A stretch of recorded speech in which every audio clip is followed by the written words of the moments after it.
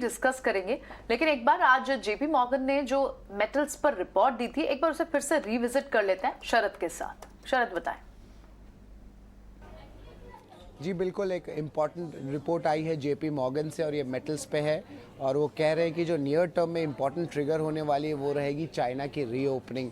अब उनकी प्रेफरेंस मैं पहले बता दूं कि क्या रहेगा जेपी मॉर्गन का प्रेफरेंस। तो सबसे पहले स्टील स्टॉक्स रहेंगे फोकस में, उनके प्रेफरेंस में फिर आते हैं बेस मेटल्स और आखिर में कोल।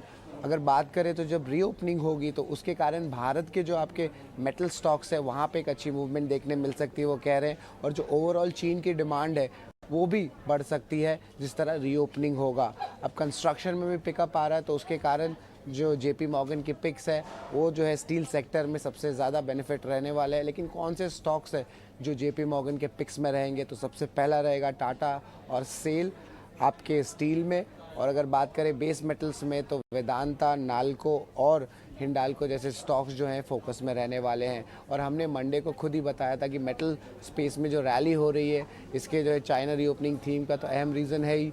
डॉलर इंडेक्स में भी गिरावट आया है जिसके कारण जो फंड्स होते हैं वो इमर्जिंग मार्केट्स या नए एसेट क्लास में जाते हैं, तो उसके भी एक रीज़न है। और एक और इम्पॉर्टेंट रीज़न है कि जो एक्सपोर्ट ड्यूटी हुई है उसका रिमूवल हुआ है, तो उसके कारण बहुत सारे इंडस्ट्रीज़ खुले हैं। पिग आयरन की जो एक्सपोर्ट्स है उसमें भी इम्प्रूवमेंट देखने मिली है और प्राइसेस में भी बढ़ोतरी शुरू हो गई है अक्रॉस मेटल्स और मिनरल सेगमेंट। और अगर निफ्टी मेटल इंडेक्स के बारे में बात करें तो पिछले 3 महीने में 17% से ज़्यादा का रिटर्न आया है और जिंदल स्टेनलेस स्टील, JSPL जैसे स्टॉक्स में अच्छी तेज़ी देखने मिली है। ठीक है, शुक्रिया शरद, ये अपडेट हमें फिर से बताने के लिए। हम अभी ये स्टॉक्स डिस्कस भी करेंगे राजेश और रुद्रा के साथ। आगे लगा हुआ है रुद्रा, आपकी अगर मेटल स्टॉक के ऊपर के रिबाउंड के ऊपर खेल करना हो, यहाँ से लॉन्ग पोजीशन का मूड कर रहा हो, तो कौन से स्टॉक में आपको चार्ट में दिखाई देती है स्ट्रेंथ? या अजय जी, कीपिंग अवे वो 2-3 दिन का ट्रेड को छोड़ के बात करना है तो 2023 will be the year for metals and banks especially 2023 may not do very good because already performance बहुत आ गया है 2022 पर।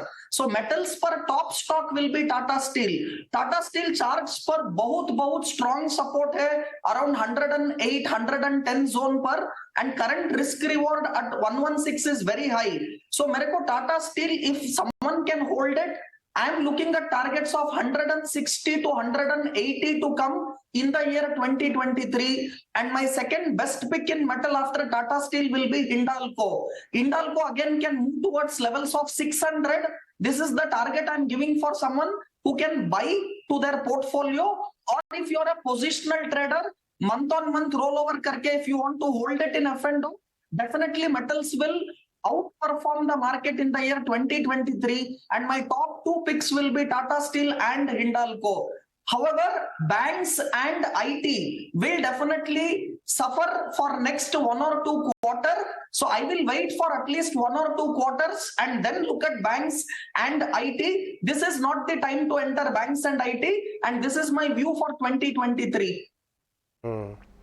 इंटरेस्टिंग ना 2023 के लिए। तो मेटल आपको याद होगा कि आज सुबह मनीष डांगी भी बोल रहे थे कि उन्हें मेटल पसंद आ रहा है अप्रैल ऑनवर्ड से।